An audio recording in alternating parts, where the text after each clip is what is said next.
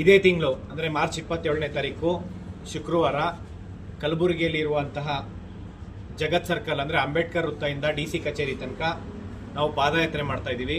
ಇದರ ಮೂಲ ಉದ್ದೇಶ ಏನಂತಂದರೆ, ಸರ್ಕಾರದಲ್ಲಿ ಏನು 56,432 ಪೋಸ್ಟು ಒಂದು ವರ್ಷದಲ್ಲಿ ರೆಕ್ರೂಟ್ಮೆಂಟ್ ಮಾಡ್ಕೊತೀನಿ ಅಂತ ಹೇಳಿದ್ರು ಮತ್ತು ಒಂದೇ ತಿಂಗಳಲ್ಲಿ ನೋಟಿಫಿಕೇಶನ್ ಮಾಡ್ತೀನಿ ಅಂತ ಹೇಳಿದ್ರು. ಇಲ್ಲಿವರೆಗೂ ಮಾಡಿಲ್ಲ. ನಮಗೆ ಅದಷ್ಟು ನೋಟಿಫಿಕೇಶನ್ನ KE ಮುಖಾಂತರ ರೆಕ್ರೂಟ್ಮೆಂಟ್ ಆಗಬೇಕು ಮತ್ತು ಒಂದು ಈವೆಂಟ್ ಆಫ್ ಕ್ಯಾಲೆಂಡರ್ ಇರಬೇಕು ಮತ್ತು ಇಷ್ಟು ದಿನ ಏನು ಲಾಸ್ಟ್ 5 ವರ್ಷದಿಂದ KPSCಲಿ ನಡೆದಿರೋ ಅಂಥ ಒಂದು ಅಕ್ರಮಗಳನ್ನು, KS ಇರ್ಬೋದು, PDO, ಪ್ರತಿಯೊಂದು ಎಕ್ಸಾಮ್ಸಲ್ಲೂ ಒಂದು ಅಕ್ರಮ ಸ್ಕ್ಯಾಮ್ ಆಗಿದೆ. ಅದನ್ನು CBI ಕೊಟ್ಟು ತನಿಖೆ ಆಗಬೇಕು. ಇದನ್ನು ನಾವು CBI ತನಿಖೆ ಆಗಬೇಕು ಮತ್ತು ಒಂದು ರೆಕ್ರೂಟ್ಮೆಂಟ್ ಈ ಕೂಡಲೇ ರೆಕ್ರೂಟ್ಮೆಂಟ್ ಸ್ಟಾರ್ಟ್ ಮಾಡಬೇಕು ಅಂತೇಳಿ ನಾವು 27ನೇ ತಾರೀಕು ಅಂಬೇಡ್ಕರ್ ವೃತ್ತದಿಂದ DC ಕಚೇರಿ ತನಕ ಪಾದಯಾತ್ರೆ ಮಾಡ್ತಾ ಇದೀವಿ. ಈ ಒಂದು ಪ್ರತಿಭಟನೆಯಲ್ಲಿ ಎಲ್ಲ ಸ್ಟೂಡೆಂಟ್ಸು, ಕಲಬುರಗಿಯಲ್ಲಿ ಇರೋಂಥ ಎಲ್ಲ ಪ್ರತಿಯೊಂದು ಆಸ್ಪಿರೆಂಟ್ಸು ಮತ್ತು ಸುತ್ತಮುತ್ತ ಇರೋಂಥ ಡಿಸ್ಟಿಕಲ್ಲಿ ಇರ್ಬೋದು, ನಿಮ್ಮ ಸ್ನೇಹಿತರನ್ನ ಕರ್ಕೊಂಬಂದು ಈ ಒಂದು ಪ್ರತಿಭಟನೆ ಯಶಸ್ವಿ ಮಾಡಿಕೊಡ್ಬೇಕು.